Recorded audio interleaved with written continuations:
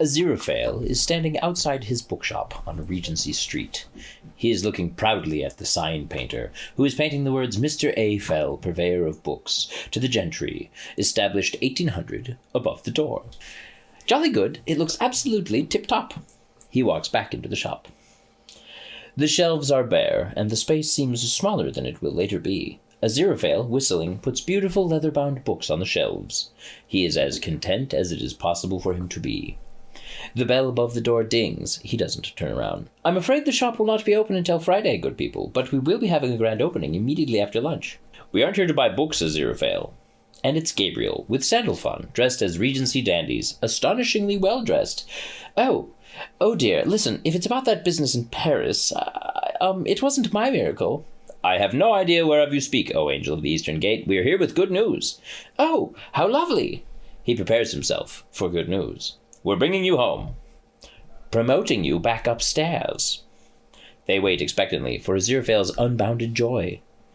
Aziraphale looks confused. "I'm opening this bookshop on Friday. If Mr. Hazard can make a go of it, then I think I can really—" "It's an excellent idea. Whoever replaces you down here can obviously use it as a base of operations."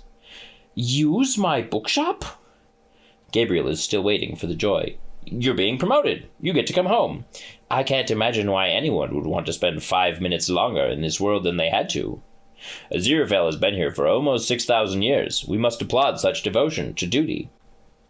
He opens a little box to reveal a medal. "And it hasn't gone unnoticed." "I don't want a medal." "That's very noble of you." Aziraphale looks out desperately and sees the worst possible thing he could. It's Crowley holding a package looking through the open door behind Gabriel and Sandalphon with a cheery wave. They haven't noticed him. But only I can properly thwart the wiles of the demon Crowley." Crowley stops smiling. He points to the package, mouths, "Chocolates." "I do not doubt that whoever replaces you will be as good an enemy to Crowley as you are. Michael, perhaps." Crowley looks horrified. He's mouthing, "Michael? Michael's a wanker!" at Aziraphale, who is completely nonplussed by all this. "Crowley's been down here just as long as I have, and he's wily and cunning and brilliant and oh..." "It almost sounds like you like him." "I loathe him, and despite myself, I respect a worthy opponent, which he isn't because he's a demon and I cannot respect a demon, or like one." "That's the attitude I like to hear. You'll be an asset back at head office, I can tell you that." Crowley has disappeared. Gabriel puts the medal around Aziraphale's neck. "So, we're going straight back now? Before the grand opening?" "Well, soon. We're just going to stroll down to Cork Street to see my tailor." Gabriel and Sandalphon look approvingly at their tailor's window. A Regency dandy walks out of the shop. Gabriel looks at his clothes admiringly. Gabriel walks into the tailor's. It's empty of customers. Sandalphon has positioned himself outside the door. "Davidson, is my suit finished?" "It is, my lord. If you wish to disrobe behind the curtain, I shall have it all made ready." Gabriel goes behind the curtain. He begins to remove his clothes, and then he freezes. He hears someone talking in the alley outside the tailor's. "Are you certain that we are unobserved, O monstrous creatures from the bowels of hell?" "No one is listening, O demon Crowley." Gabriel stands up on a stool and looks out. Below him he can make out Crowley, in conversation with a hooded figure. Gabriel's view of the street is obstructed. He presses himself against the wall so he can hear, and so nobody glancing up will see him. "Curses! If only I could understand why my evil plans are always so brilliantly thwarted. It's as if the forces of heaven have a champion here on earth who thwarts me, thwartingly."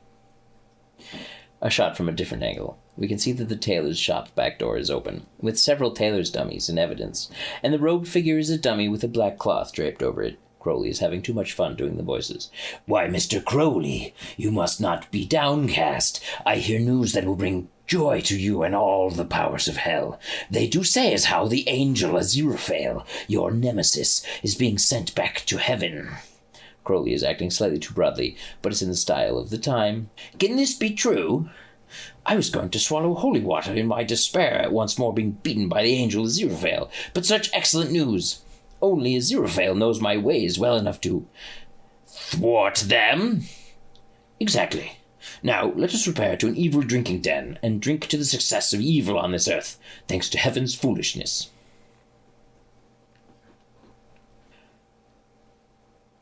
Aziraphale and Gabriel and Sandalphon, as before. Gabriel is wearing his new suit. "So, I'm not going anywhere?" Change of plans. We need you here, in your bookshop, battling evil. Sandalphon gives Aziraphale a good-natured punch on the arm that hurts. Carry on battling. Keep the medal. But I don't understand. Too late. He's alone in the bookshop.